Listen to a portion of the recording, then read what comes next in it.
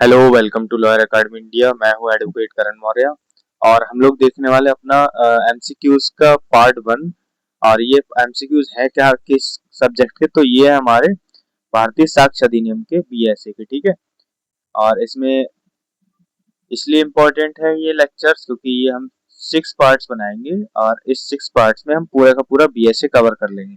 तो अगर आप आईबीपीएस एसओ की और जुडिशरी की या फिर एआईबी की तैयारी कर रहे हो तो फिर ये बहुत इंपॉर्टेंट लेक्चर्स है तुम्हारे लिए। पूरा का पूरा सेट बन जाए, पूरे के पूरे बीएसए कवर हो जाए। ठीक है, तो बिना किसी देरी के शुरू करते हैं अपना लेक्चर। क्वेश्चन वन हमारा क्या करता है, X X as per section one of the BSA the act applies to all judicial proceedings before any court including court martials but does not apply to BSA 2023 की धारा 1 के अनुसार यह अधिनियम किन्हें छोड़कर सभी न्यायिक कार्यवाहियों पर लागू होता है। क्रिमिनल ट्रायल्स पर, सिविल सूट्स पर, affidavit presented to any court और officer and proceedings before an arbitrator या फिर अपील्स पर।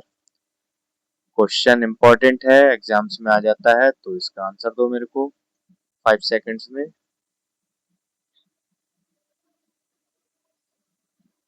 तो देखते हैं इसका आंसर है आर्बिट्रेटर की जो प्रोसीडिंग्स होती है ना, आर्बिट्रल जो प्रोसीडिंग्स होती है उनमें बीएसए लागू नहीं होता है। ओके, और ये जुडिशरी का क्वेश्चन है तो इसको मिस मत करना, बिल्कुल भी इंपॉर्टेंट क्वेश्चन है, जुडिशरी का है। नेक्स्ट क्वेश्चन हमारा, under section 21A of the BSA the term court includes. BSA की धारा 2(1)(a) के अनुसार न्यायालय में कौन शामिल है।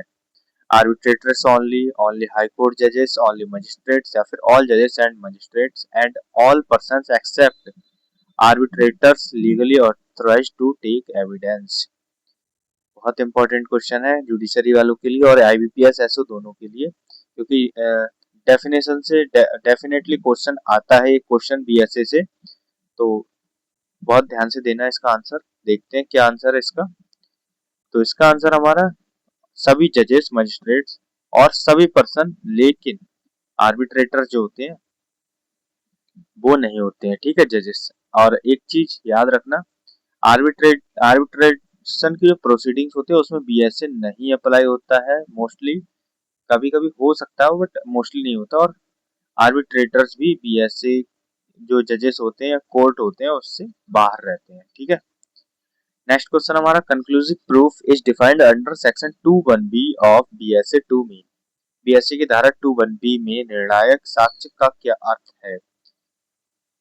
Number A, presumption that may be rebutted by the opposite party, only applicable to criminal cases. Next है, court shall regard the other fact as proved and shall not allow evidence to disprove it. Court may allow evidence to disprove the fact. तो इसका answer दो मेरे को 5 seconds में फटाफट से। चलो देखें क्या है इसका आंसर। तो पता है क्या आंसर इसका इसका है, court shall regard the other fact as proved and shall not allow evidence. Simple में समझ लो, कंक्लूसिव प्रूफ का मतलब है वो प्रूफ ही है, प्रूव्ड है, और न्यायालय उसको डिस्प्रूव करने का, उसको खंडित करने का कोई भी अवसर आपको नहीं देने वाला है। ठीक है। नेक्स्ट क्वेश्चन हमारा, चलो इसका एक एग्जांपल देता हूँ फिर बताऊंगा। मान लो कि पार्लियामेंट में 552 सीट्स हैं। ठीक है। और इश्यू ये है कि क्या पार्लियामेंट में 552 सीट्स हैं या नहीं है। ऑलरेडी लिखा हुआ है संविधान में कि 552 सीट्स हैं, तो ये क्या होगा, कंक्लूसिव प्रूफ है कि 552 सीट्स है तो है, 552 लोग बैठते हैं उसमें, एमपीज वगैरह। तो इसको डिस्प्रूव करने का तुम्हारे पास कोई ऑप्शन ही नहीं है, क्योंकि नहीं कर सकते, क्योंकि ये ऑलरेडी कंक्लूसिव प्रूफ है। जैसे कि सूरज पूरब से निकलता है तो निकलेगा ही पूरब से, इसको तुम डिस्प्रूव कर ही नहीं सकते। कंक्लूसिव प्रूफ है बिल्कुल, इसको डिस्प्रूव नहीं कर सकते। तो ये बात याद रखना, जुडिशरी के पर्पज से बहुत इंपॉर्टेंट है। और जितने ज्यादा प्रैक्टिकल एग्जाम्पल्स ले सकते हो ले लो, अपने खुद के बना लो प्रैक्टिकल एग्जाम्पल्स, वही याद आते हैं एग्जाम में। ठीक है। तो बढ़ते हैं नेक्स्ट क्वेश्चन की तरफ। As per section 21C of BSA a fact is disproved when. BSA की धारा 21C के अनुसार तथ्य कब असिद्ध माना जाता है? When no evidence is produced at all, the opposing party admits the fact, the court refuses to consider the matter, या फिर the court believes it does not exist or considers its non-existence so probable that a prudent man ought to act on that supposition. बताओ इसका answer क्या है मेरे को 5 seconds में।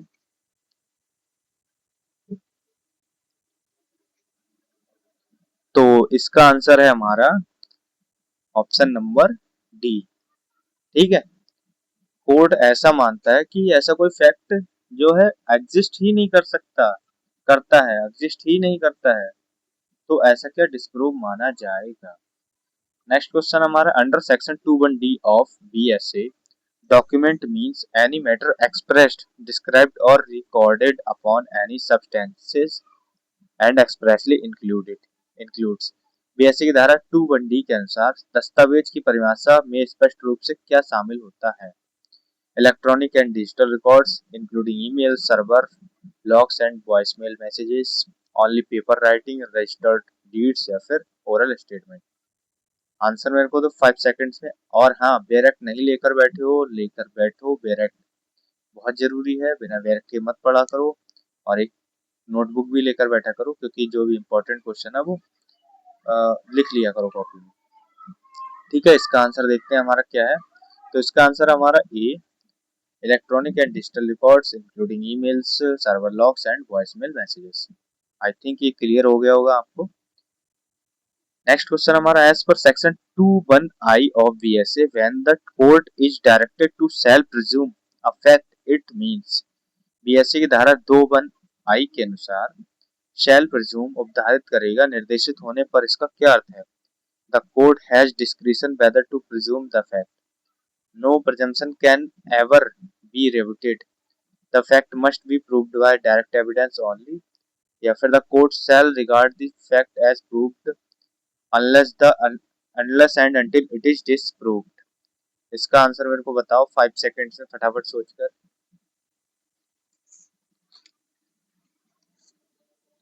तो इसका आंसर बताओ क्या है? इसका आंसर है हमारा option D, the court shall regard the fact as proved unless and until it is disproved। जैसे कि मान लो कि एक सील डीड है, ठीक है, एक बैनामा है जो कि न्यायालय के समक्ष पेश किया गया है, और उसमें जो बैनामा है प्रॉपर है, कंसिडरेशन भी पे करी गई है, जो विटनेस है वो भी हैं, विटनेस ने साइन भी किए हैं, पार्टीज भी हैं, ठीक है, सब कुछ है।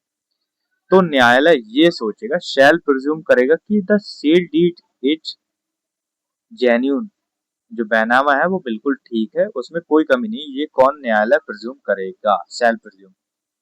लेकिन इसको रिबटेबल है ये अगर जो अन्य पार्टी है वो इसको डिस्प्रूव कर सकती है कि ये फर्जी बैनामा है या फिर इसको फर्जी तरीके से करा लिया है, तो तब हो सकता है डिस्प्रूव। लेकिन जब तक नहीं है तब तक शैल प्रिज्यूम माना जाएगा कि ये जेन्युइन बैनामा है। ठीक है, तो नेक्स्ट क्वेश्चन हमारा ये, आई होप ये समझ में आ गया होगा तुम लोगों को। नेक्स्ट क्वेश्चन देखते हैं।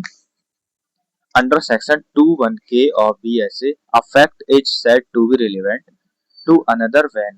बीएसए की धारा 21K के अनुसार एक तथ्य दूसरे तथ्य से कब सुसंगत माना जाता है?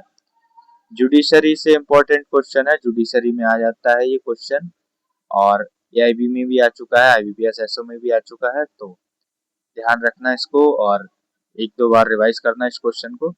चलो दिखाता हूँ इसका options। It is mentioned in the plaint only, it is admitted by both parties, it is recorded in a public document, या फिर it is connected with the other in any of the ways referred to in provisions relating to relevancy of facts।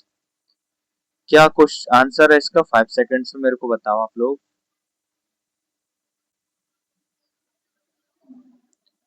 तो देखिए क्या है, ये है हमारा D answer है, it is connected with the other in any of the ways referred to in provisions relating to relevancy of facts। ठीक है, किसी अन्य तथ्य से अगर रेलिवेंट है तो फिर रेलिवेंट हो जाएगा।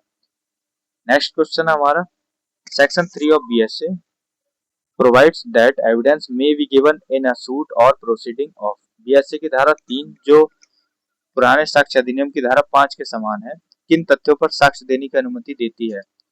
द एग्जिस्टेंस और non existence of every fact in issue and such other facts declared relevant and of no others, या फिर ओनली डॉक्यूमेंट्री फैक्ट्स, या only facts admitted by the defendant, या एवरी फैक्ट हाउसएवर रिमोट। ठीक है, question का answer दो 5 second से, video pause मत करना, आंसर मेरे को चाहिए 5 सेकंड में।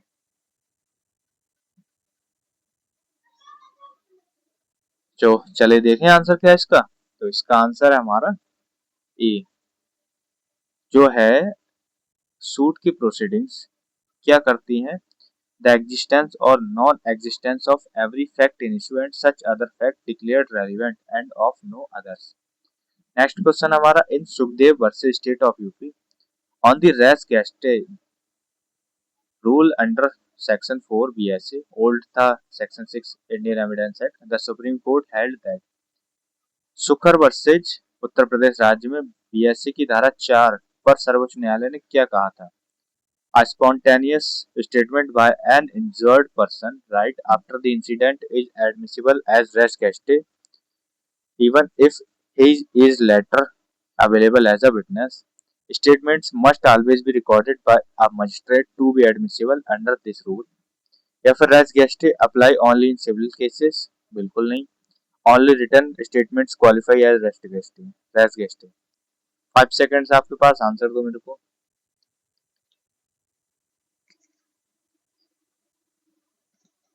तो इसका आंसर देखते हैं क्या है। इसका आंसर हमारा A, spontaneous evidence statement by an injured person. चलो एग्जांपल बता देता हूँ, बिल्कुल समझ में आया। ठीक है, ये ए भाई थे, इनका एक्सीडेंट हो गया। ठीक है, एक्सीडेंट किया था सी ने, और जब इनका एक्सीडेंट हुआ तो पुलिस आई एक्सीडेंट के टाइम पे और इनका रिकॉर्ड किया स्टेटमेंट पुलिस वाले ने, पी ने, कि तो इन्होंने बताया कि मेरा एक्सीडेंट जो है वो सी की वजह से हुआ, सी ने मारा है मेरे को। और ये जो स्टेटमेंट था एज अ टाइम डिक्लेरेशन उन्होंने रिकॉर्ड कर लिया था, उन्हें लग रहा था कि ये मर जाएगा, लेकिन हुआ क्या कि ये जो था वो बच गया। तो क्या हुआ उसमें, हुआ ये कि बच गया, एक तो डाइंग डिक्लेरेशन वो रहा नहीं, बट फिर भी ये एडमिसिबल माना जाएगा एज रेज गेस्टे। भले ही वो डाइंग डिक्लेरेशन नहीं माना जाएगा, लेकिन उसने बोला था, बिल्कुल सही बात थी, उस टाइम उसे भी लग रहा होगा कि मैं मरने वाला हूँ, तो स्टेटमेंट दे दिया, तो इसको एज अ रेज गेस्टे जो है उस माना जाएगा। और हाँ, क्वेश्चन मेरा ये है, रेस गेस्टे को और क्या कहते हैं? ठीक है, और क्या कहते हैं? कमेंट में मेरे को चाहिए आपका आंसर। रेस गेस्टे का एक और नाम है जो कि आप लोग मेरे को बताओगे। ओके, नेक्स्ट क्वेश्चन हमारा, section 5 of BSA makes relevant facts which are. BSA की धारा 5 जो पुरानी धारा 7 के समान है, किन तथ्यों को सुसंगत बनाती है? Only facts proved bye expert witness, only character evidence, the occasion, cause or effect of facts in issue or relevant facts, or which constitute the state of things under which they happened, या फिर only facts stated in a dying declaration। Answer मेरे को दो 5 second में, 5 second में। तो देखें इसका आंसर क्या है। इसका आंसर हमारा सी। ठीक है, the occasion, cause of effect और फैक्ट्स, ये पढ़ लेना, बीएनएस की वो बीएसए की थ्योरी है ये, बिल्कुल पूरा सेक्शन उठा के डाल दिया है। नेक्स्ट क्वेश्चन हमारा, section 6 of BSA makes relevant. BSA की धारा 6 किन तथ्यों को सुसंगत बनाती है? Only the character of the accused, motive, preparation and previous और subsequent conduct of a party और victim, only facts proved by documents, या फिर only facts admitted in cross examination. Important है जुडिशरी के पर्पज से, और कोई भी कॉम्पिटिटिव एग्जाम दे रहा है ये पक्का आ जाता है ये, तो ये सब में इंपॉर्टेंट मार्क कर लो, नोटबुक में लिख लो। ठीक है, आ जाता है। और बता दो इसका आंसर क्या है। तो इसका आंसर है मोटिव, प्रिपरेशन एंड प्रीवियस और subsequent conduct of a party और विक्टिम। ठीक है, ज्यादा एक्सप्लेन नहीं करूंगा वरना वीडियो बहुत लंबी हो जाएगी, फिर काट कर चले आओगे। नेक्स्ट क्वेश्चन हमारा, section 8 BSA on conspirators Acts statements was applied in State versus Nalini Rajiv Gandhi case which held that BSc की धारा 8 षड्यंत्र नलिनी मामले में लागू हुई थी। इसमें क्या अभिनिर्धारित हुआ? Only written statements can prove conspiracy. Conspiracy can never be proved by circumstantial evidence. Acts and statements of one conspirator in furtherance of the common design can be used against co-conspirator. Statements after the conspiracy ends were always admissible. बताओ इसका answer मेरे को 5 seconds में।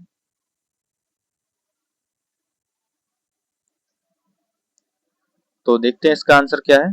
इसका answer acts and statements of one conspirator in furtherance of the common design can be used against co-conspirator. मतलब के A B C तीनों किसी केस में इन्वॉल्व थे, ठीक है, और गिरफ्तार 3 हो गए। अगर बी ने ये बोला है कि भैया हम लोगों ने मिलकर अपराध किया था, मिलकर उसका मर्डर किया था, तो ये भी निपटेंगे और ये भी साथ में लपेटे जाएंगे। यही इसका मेन मोटिव है सेक्शन 8 का। एक बार पढ़ लेना सेक्शन 8, बिल्कुल क्लियर हो जाएगा। और नेक्स्ट केस है हमारा section 14 of BSA provides that when there is a question whether a particular act was done the existence of any course of business। BSA की धारा 14 के अनुसार जब यह प्रश्न हो कि कोई विशेष कार्य किया गया या नहीं, तो कारोबार की सामान्य प्रक्रिया का अस्तित्व कैसा माना जाता है? According to which offense business or the like were regularly done is relevant, can never be considered by the court, is relevant only in criminal cases या फिर is irrelevant। आंसर दो मेरे को 5 सेकंड्स में। तो इसका आंसर क्या है हमारा? इसका आंसर है according to which offices business या फिर all like were regularly done is relevant. Next question हमारा under section 15 of BSA an admission is. BSC की धारा 15 के अनुसार स्वीकृति क्या है? A confession made only to police या फिर only written contracts, only statements made in contract या फिर अ स्टेटमेंट ओरल और documentary contained in electronic form which suggest as an inference as to any fact in issue or relevant fact। Example देता हूँ तुमको, ठीक है, इसका answer बताते रहना बाद में। मैं एक रियल लाइफ का एग्जाम्पल देता हूँ। एक केस था हमारे पास में जिसमें एक बाबा था, ठीक है, तो बाबा के नाम में जमीन आई थी और हुआ ये कि एक कोई फर्जी आदमी आया, फर्जी क्या वो था वहीं का बाबा ही था, वो भी दूसरा, उसने जो बाबा दूसरा बाबा था, ए नाम का बाबा था मान लो, और बी नाम का, बी वाला फ्रॉड मान लो, तो ए के नाम में एक वसीयत करी हुई थी, ठीक है, विल उसके गुरु ने करी। उस बिल पर बी के हस्ताक्षर भी थे, सिग्नेचर भी थे। 2 साल बाद बी ने केस कर दिया कि बी ने एक फर्जी वसीयत बनवाई और केस कर दिया कि वसीयत मेरे नाम में है और जो है गुरुदेव कर गए थे, उस पर उसने केस कर दिया। तो अब मुझे ये बताओ कि क्या जब बिल पे साइन है इस व्यक्ति के, एक बी के, तो क्या एडमिशन नहीं है कि वो वहां पर था और उसके सामने ही वसीयत हुई थी? बिल्कुल होगा ना, क्योंकि उसके सामने उसने साइन किए तो एडमिशन होगा। तो इसी बेस पर जो केस था वो इस व्यक्ति के फेवर में चला गया, क्योंकि बिल पर साइन है तो साफ बात है कि आपने एडमिशन किया है, आपने एडमिट किया है कि यही व्यक्ति अगला महंत बनने वाला है। तो यही केस था और ये काफी इंपॉर्टेंट केस था, याद रखना, बाबा वाले नाम से एडमिशन क्या है याद रखना। और नहीं समझ में आया हो तो एक बार बता देना, कमेंट कर देना, दोबारा समझा दूंगा अच्छे से, पूरा डॉक्यूमेंट ही दे दूंगा तुमको अगर चाहिए हो तो, ठीक है। तो नेक्स्ट क्वेश्चन देखते हैं अपना। ये तो आंसर आपको पता ही है, स्टेटमेंट ओरल और documentary content in electronic form which suggest an inference as to any fact in issue. तो नेक्स्ट क्वेश्चन हमारा section 16 of BSA states that statements made by a party to the proceedings or by an agent authorized by such party are admissions if they are made। BSc की धारा 16 के अनुसार पक्षकार या उसके प्राधिकृत अभिकर्ता द्वारा दिए गए कथन स्वीकृति माने जाते हैं by a person having a proprietary or pecuniary interest in the subject matter in his character as such only after the suit is filed, only in writing या फिर only by the plaintiff। बताओ मेरे को answer 5 seconds में।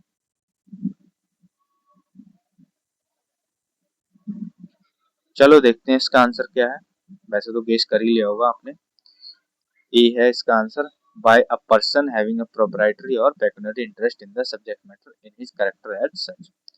Next question हमारा section 22 BSA. A confession becomes irrelevant in a criminal proceeding if it appears to have been caused by. BSA की धारा 22 के अनुसार इकबालिया बयान आपराधिक कार्रवाई में असंगत कब होती है? भाई कन्फेशन तो पढ़ा ही होगा आप लोगों ने। तो confession being recorded in Hindi, तो inducement, threat, coercion or promise from a person in authority giving reasonable grounds to expect an advantage or avoid an evil. Confession being made voluntarily before a magistrate या फिर confession being made in the presence of a lawyer. मेरे को बताओ 5 second में इसका answer. चलो देखते हैं इसका आंसर क्या है। इसका आंसर है बी। किसी व्यक्ति को इंड्यूसमेंट या फिर थ्रेट, धमकी देकर या फिर डरा धमकाकर ऐसी चीजों से अगर कोई कन्फेशन लिया है तो वो क्या होगा, इलीगल होगा, अवॉइड किया जाएगा और वो नहीं किया जाएगा प्रोसीडिंग्स में। ठीक है, नेक्स्ट क्वेश्चन हमारा सेक्शन 23। फेवरेट क्वेश्चन है जुडिशरी वालों का, आईबीपीएस वालों का भी और एआईबी वालों का भी। ठीक है, तो याद रखना है इस क्वेश्चन को और नोटबुक में लिख लेना, बहुत इंपॉर्टेंट क्वेश्चन है ये।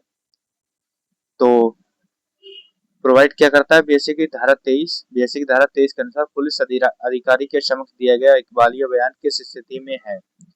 A confession to a police officer is always admissible. A confession to a police officer is admissible in murder case. Confession to a police officer requires no corroboration. या फिर a confession made to a police officer can never be proved against a person accused of any offense. सबको पता होगा, ये आपने सुना भी हो कि पुलिस के सामने बयान दे दिया तो फिर क्या होता है, वो माने नहीं होता है। वही है आंसर इसका डी है। अगर पुलिस वाले को बयान दे दिया तो माने नहीं होता। पर का क्वेश्चन ये है, इसके एक्सेप्शन तुम मेरे को कमेंट में लिखोगे। एक्सेप्शन तो हर चीज के होते हैं, चाहे केमिस्ट्री ले लो, फिजिक्स ले लो, भौतिकी ले लो, मैथ ले लो या फिर लॉ ले लो। लॉ में तो सबसे ज्यादा एक्सेप्शन है। कमेंट में लिखना कि कब पुलिस वाले के सामने दिए गए बयान जो है मान्य हो जाएंगे। ठीक है, तो नेक्स्ट क्वेश्चन देखते हैं क्या है। In Kashmira Singh versus state of MP on a co-accused confession under section 24 BSA, the Supreme Court held that Kashmira Singh versus बनाम मध्य प्रदेश राज्य में बीएसए की धारा 24 के तहत सह अभियुक्ति की स्वीकृति पर क्या निर्धारित हुआ? Is binding only on the maker's co-accused, not on the maker himself. Can be sole and sufficient basis for conviction of the co-accused. Must be entirely ignored by the court. या फिर it is substantive evidence and can only be used to lend assurance to other evidence already on record. मेरे को answer दो इसका 5 seconds में।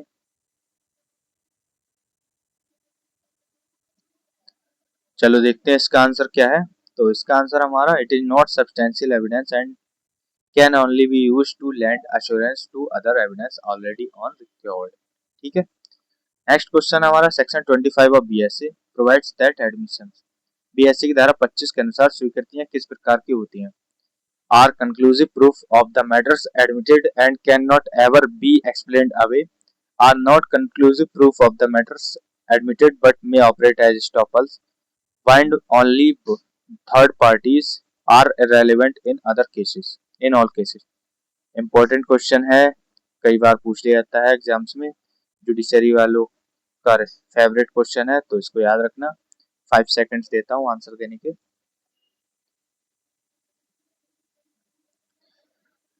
तो देखें क्या है इसका आंसर। इसका आंसर है बी, रूल ऑफ एस्टॉपल लग जाएगा। ठीक है, और रूल ऑफ एस्टॉपल है कहाँ वो देख लेना है, सेक्शन 121 से सेक्शन 123 बीएसए में दिया गया है। एस्टॉपल नहीं पता है तो एक बार देख लेना, मेरी वन शॉट देख लोगे बीएसए की तो सब कुछ मैंने पहले ही समझा रखा है। नेक्स्ट क्वेश्चन हमारा, in Kushal Rao versus state of Bombay on dying declaration under section 26 BSA, the supreme court held that Kushal Rao बनाम बॉम्बे राज्य में बीएसए धारा मृत्युकालीन कथन पर सर्वोच्च न्यायालय ने क्या कहा? A dying declaration can never be the sole basis of conviction. A dying declaration must always be corroborated by other evidence to be usable. A dying declaration is admissible only if made before a magistrate, या फिर a dying declaration, if found true and reliable, can be the sole basis for conviction without probation. बताओ मेरे को इसका answer 5 seconds में।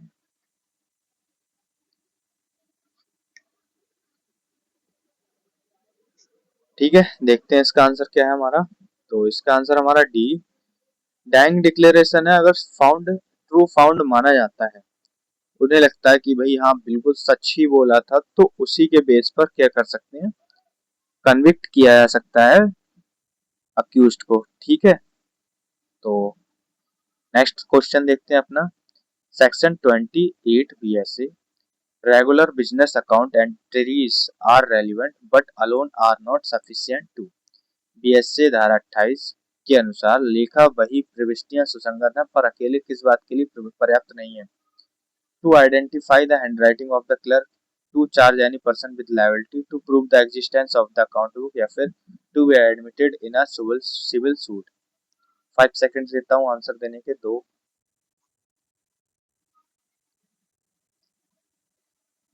तो देखते हैं क्या है इसका आंसर। इसका answer to charge any person with liability. ठीक है, नेक्स्ट क्वेश्चन हमारा। Section 29 BSA makes an entry in a public official book और electronic record relevant when made by a public servant. BSA धारा 29 के अनुसार लोक अधिकारी द्वारा की गई प्रविष्टि कब सुसंगत होती है।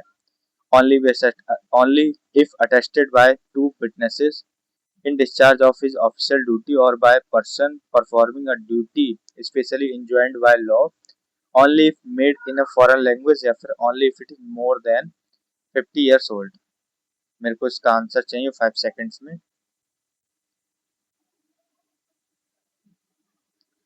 तो बता देता हूँ इसका आंसर क्या है। इसका आंसर आपने तो गेस कर ही लिया होगा, फिर भी मैं बता देता हूँ।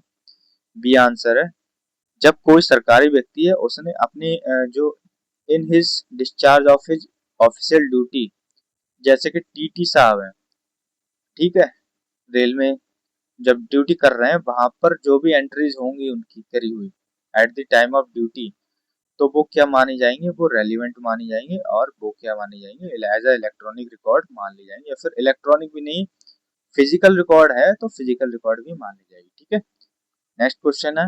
As per the test in Pakala Narayana Swami versus king emperor still followed for confession under BSA, a confession is a statement that Pakala Narayana Swami मामले के परीक्षण के आधार पर इकबालिया बयान क्या है।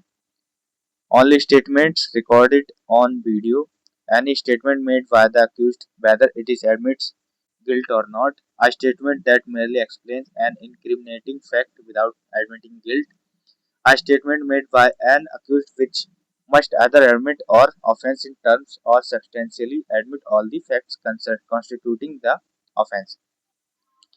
इसको सोचो, मेरे को आंसर दो इसका। और हाँ, बहुत इंपॉर्टेंट केस है, एक बार पीडीएफ निकाल के पढ़ना है इसकी। और वैसे भी इंपॉर्टेंट क्वेश्चन है, तो एक मैं इसको 5 स्टार इसलिए दे रहा हूँ क्योंकि ये पक्का आ सकता है एग्जाम में, 1 नंबर दिला के जाएगा।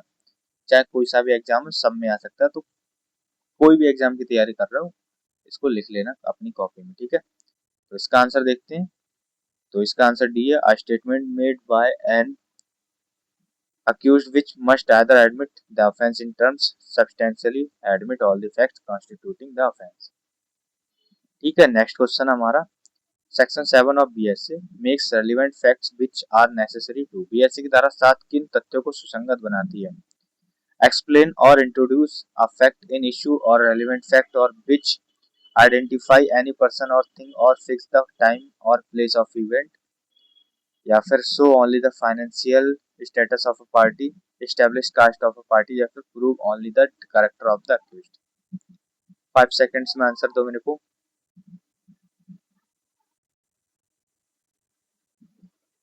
चलो देखते हैं इसका आंसर क्या है। तो ये है हमारा, एक्सप्लेन और introduce a fact in issue और रिलेवेंट फैक्ट और विच आइडेंटिफाई एनी पर्सन और थिंग और फिक्स द टाइम और place of an event. Okay, next question हमारा लास्ट क्वेश्चन है। Section 9 of BSA makes otherwise irrelevant facts relevant if they are inconsistent with a fact in issue और make it. BSc की धारा 9 के अनुसार अन्यथा असंगत तथ्य कब सुसंगत हो जाते हैं?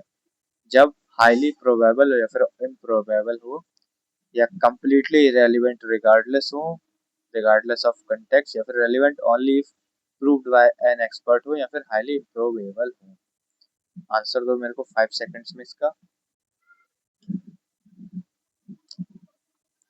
तो इसका है हाईली प्रोबेबल या फिर इम्प्रोबेबल हो।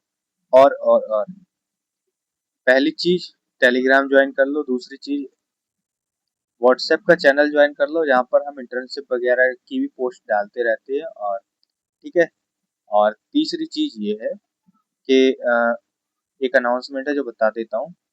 कंप्लीट लॉ प्रिपरेशन का हमारा बंडल है ये, जिसमें आप चाहे एआईबी की, जुडिशरी है, आईबीपीएस एसओ की तैयारी कर रहे हो, नोट्स मिलेंगे सब्जेक्ट वाइज, ठीक है, हिंदी इंग्लिश में। एमसीक्यू सब्जेक्ट वाइज मिलेंगे हिंदी इंग्लिश में। 20 मॉक टेस्ट मिलेंगे आईबीपीएस एसओ के लिए, 20 मिलेंगे आपको जुडिशरी के लिए। अगर तैयारी अच्छे से करनी चाहते हो तो ये ले सकते हो, बस जस्ट 399 का है। स्कैन कर लो क्यूआर, या फिर इस नंबर पर पेमेंट कर दो, इसी नंबर पर मेरे को व्हाट्सएप कर दो स्क्रीनशॉट। 1 से 2 घंटे में आपको सारा कुछ मटेरियल मिल जाएगा। ओके, तो वीडियो कैसी लगी बताना, और जो जो मैंने क्वेश्चन पूछे हैं वो कमेंट में बताना, ठीक है। बाकी मिलते हैं नेक्स्ट वीडियो में, तब तक के लिए जय हिंद।